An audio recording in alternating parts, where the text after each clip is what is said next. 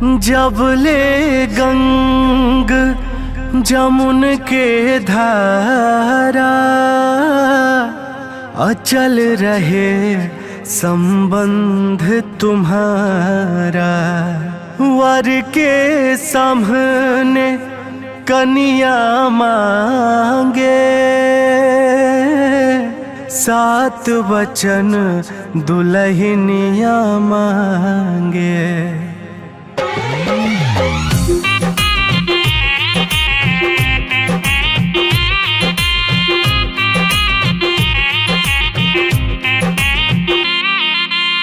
सातों फेरा के बाटे सातों वचन वाहो, सातों फेरा के बाटे सातों वचन वाहो।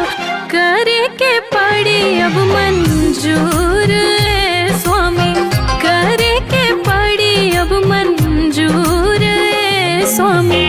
वादा ये बाटे तू हर सातो बचनवा हो, वादा ये बाटे तू हर सातो बचनवा हो। हमरा के बाटे अब मंजूर ये प्रिय, हमरा के बाटे अब मंजूर ये प्रिय।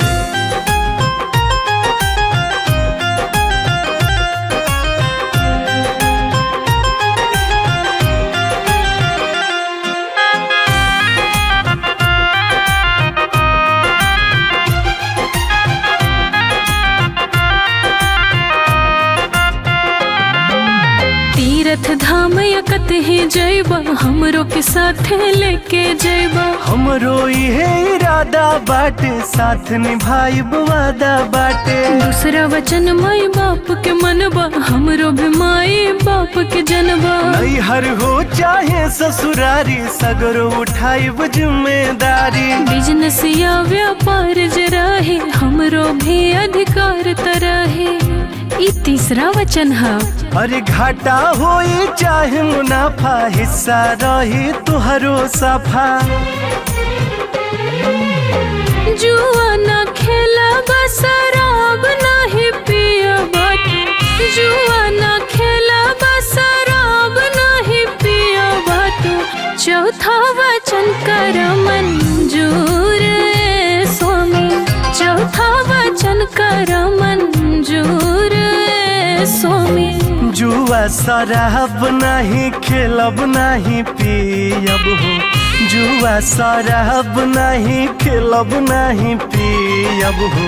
बतिया के मन बेजरूर ये प्रिय, बतिया के मन बेजरूर ये प्रिय।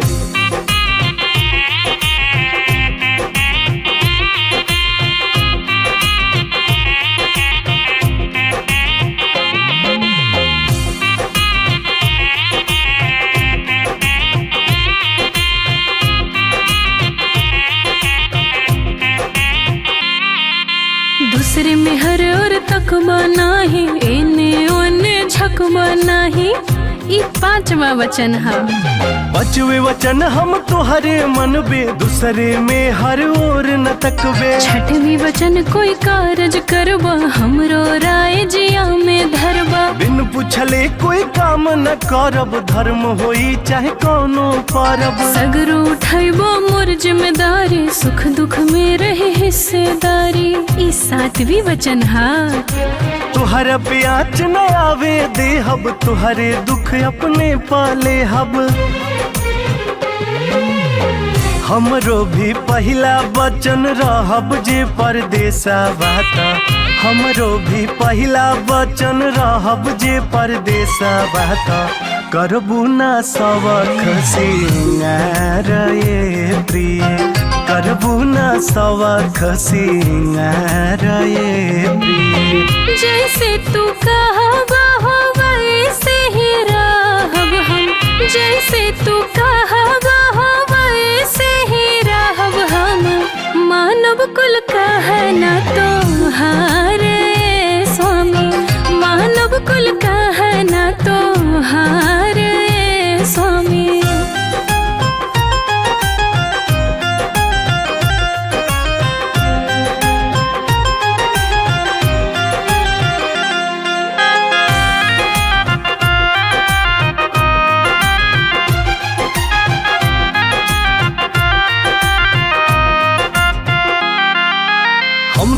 व्यवस्था देखब सारी, घर के संभारी है तू जिम्मेदारी।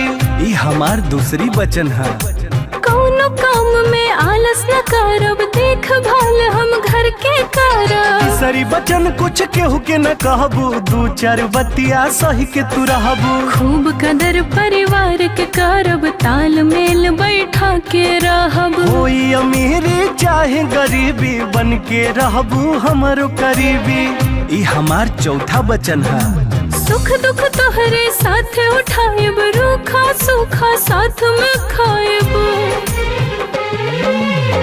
वादा कर तू बिना पूछले ना नैहर जइबू। ई हमार पांचवा वचन है।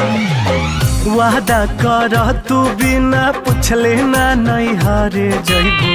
करबू ना झगड़ा तकरार ये प्रिय, करबू ना झगड़ा तकरार ये प्रिय। जैसन आदेश बाटे हमरा के मंजूर बाटे, जैसन आदेश बाटे हमरा के मंजूर बाटे।